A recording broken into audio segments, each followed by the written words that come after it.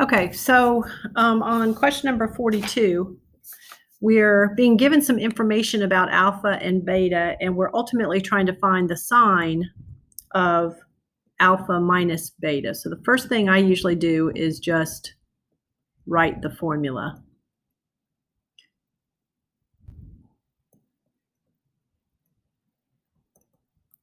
To see what I need. And so then I'm going to have to get the cosine for alpha because I don't already have it. And alpha's in quadrant 2. So I got to draw it there, and it has a sine of 4/5. And that's common enough that I know this other side is 3, and I'm going to think of it as a -3 since it's to the left. So cosine of alpha would be -3/5.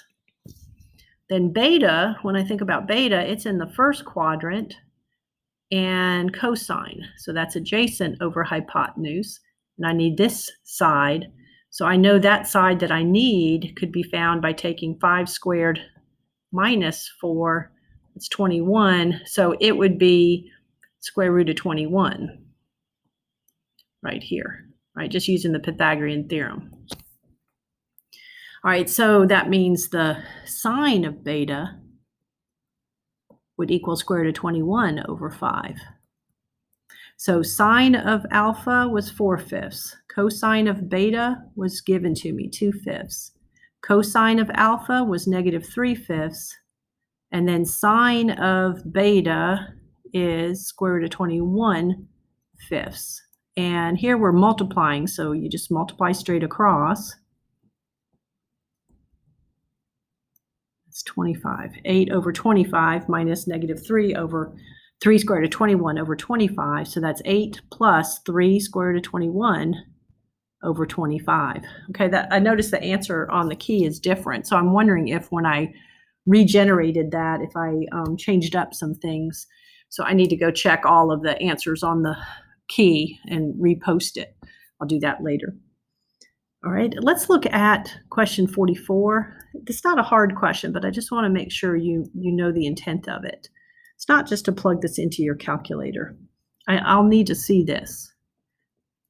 You need to think about how that looks like the right-hand side of a double angle formula. You see how it's the right-hand side of cosine of 2 theta? So that equals cosine of 2 times the angle. And that's just cosine of 30 degrees. Then you can go to the unit circle and be thinking of special right triangles, and you know the cosine of 30 is square root of 3 over 2. So that's the intent on 44, not to jump to your calculator, but to think through use the double angle formula to rewrite that so that you have an angle here that you can get off of the unit circle, or you can get it from the special right triangles. All right, I want to do another problem involving drawing a picture. 47, you're trying to do tangent to theta. And what they gave you is that the sine of theta equals 8 over 17. And theta is in quadrant 2. And your job here was to find tan of 2 theta. So again, jump to the formula first, see what you need. So tan of 2 theta, it tells me is 2 tangent of theta over 1 minus tangent squared theta. So if I just knew tangent, I'd be doing good. So I'm going to draw my picture. My angle's in quadrant 2 again. It's sine that I was given, so that's opposite over hypotenuse. So I need this piece right here. So I know that a squared plus b squared, which is 64, has to equal c squared, which is 289. So a squared equals 225. So that's, I'm going to do it in black right here. So this is 15 right here. And since it's to the left, I'm going to think of it like a -15. Okay. So then if I do tangent, the tangent theta would be opposite over adjacent. So that would be -8/15. That's really all I need for that formula. So I'm going to come into the formula. And everywhere I have tangent of theta, I'm going to put negative 8/15. Okay. And so much of your difficulty will be in simplifying this correctly, because this is a grouping symbol, so everything on top and everything on bottom has to be worked out before you divide, but you got to be careful about rounding. So just really watch it. So the numerator is negative 16/15. The denominator is 1 minus, and that would be 64/225. And this part would be positive, a negative times a negative. But then the formula had a minus right there. On top, I had a positive times a negative, so that was negative. Now, you're going to get these complex fractions quite a bit, and you might have a technique you like for that. I personally like to come in and look at these little denominators and think about what would cancel them out. So 225 would. So I'm going to use 225 here. And that 225 gets distributed in that denominator since it has two terms. So I like to use this approach when I'm doing complex numbers. You might have something you like better, but it works great. So then the 15 would cancel out 15 of that. So on top I have 16 times 15, and it's negative, so that's negative 240. On the bottom I have a 225 minus 64. 225 times 1, and then 225 times 64/225. The 225s would cancel. So I wind up having 240 on top and 225 minus 64. That's 161 on the bottom. And I don't think anything's going to go in those evenly. Now you can use your fraction keys to help you with the simplifying. So get used to that ABC key, changing from fractions to decimals. You should have worked a lot of that out when you were working on that chapter 6 material. Okay, so this was problem number 47. All right, now let's go to 49. Yeah, 49 next. 49 is in that same chunk of material, but this is a half angle formula that I'm supposed to use, and I thought it might benefit you to go over one that starts with a radian measure, and it tells me to use a half angle formula. So that means I want to think about that sine of 3 pi over 8. I want to think about that as equaling the sine of some angle divided by 2. Okay. So if I want 3 pi over 8 to be rewritten as the sine of some angle divided by 2, then this would have to be 3 pi over 4 up here. So that when you divide by 2, you would get 3 pi over 8. It's like I'm multiplying that by 2. All right, so when I do that, that tells me to use this for my angle.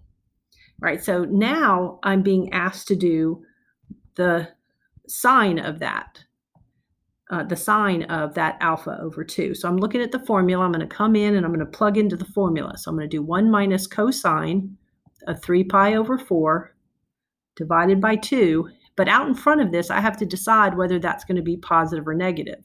So this right here is determined by where 3 pi over 8 is located. See how that's less than half? So it's in the first quadrant. If it had been 4 or bigger, it would have been in the second quadrant. Either way, it's going to be positive on that one. Okay, and then I just have to work that out. So that's going to be positive square root of 1 minus, and you got to think about 3 pi over 4. So that's 1, 2, 3 pi over 4. Cosine of 3 pi over 4. So it's a 45-degree reference angle. So it'll have the square root of 2 over 2, but it's in the second quadrant, so the cosine's negative. So cosine of 3 pi over 4 is negative square root of 2 over 2. Okay, so these can be a little hard to simplify. All right, so I'm going to use my little complex fraction trick I showed you before. I'm also going to say that minus a negative will be a positive, but then I noticed that little 2 right there. I'm going to multiply the top underneath the radical by 2 and the bottom underneath the radical by 2. Then the 2 gets distributed, and this would be 2 plus square root of 2 all over 4 underneath that square root sign. And so I can split it top and bottom. So 2 plus square root of 2 all over 2. So that would be your final answer on 49. Okay. All right, so let's see now. Wanted to do plenty of those. Let's look. All right, I've got a couple more. It's getting a little long, but I want to go ahead and do the rest of the ones. So let's do another one where you have to draw, like on number 50. 50, you're being given the secant of some angle. And you're being told theta is in quadrant 2, and your job is to get sine of theta over 2. All right, so first off, I would think about how if secant is that, then cosine would be 24 over 25 negative. Draw theta in quadrant 2. Cosine, this would be the negative 24, this would be the 25, and I need that third piece. So I know negative 24 squared plus this unknown I'm looking for has to equal 25 squared. And I would just work that out. I think that's going to turn out nice. 24 squared is 576. 25 squared is 625. So that means b squared has to equal 49. So b would be 7 right here. And it would be positive. So since I'm in the second quadrant, that would be positive. All right, so I like to do that. I also like to think about sine of theta over 2. Okay, so sine of theta over 2 is going to be either a positive or negative. We'll decide which one in a minute. It's going to be 1 minus cosine. Oh, I didn't even need to do all that. 1 minus the cosine of theta over 2. Okay. And I didn't need to do all of that because secant was really giving me cosine for the most part. So I could have saved myself a little bit if I hadn't jumped right into that. So I just need to put in the cosine of theta. Oh, and let's think a little bit about this. If theta is in quadrant 2, I remember now, this is why I wanted to do it. If theta itself is in quadrant 2, so that means it's between, 90 and 180. Then theta divided by 2 is going to be between, think about if your angle's between 90 and 180, and if you're doing theta divided by 2, then it'll be between 45 and 90. So it'll be somewhere in here. So this would be in the first quadrant in this case. So if it's in the first quadrant, I know it's positive. Okay, so now theta is not in the first quadrant, but theta over 2 is. So this would become 1 plus 24 over 25, all divided by 2. I can use that idea I like for simplifying a complex fraction. Multiply top and bottom by 25. Okay, so that's going to give me 25 plus 24 all over 50.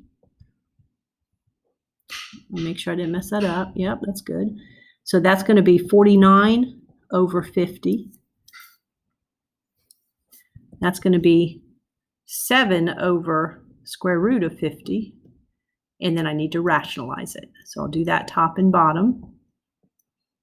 Oh.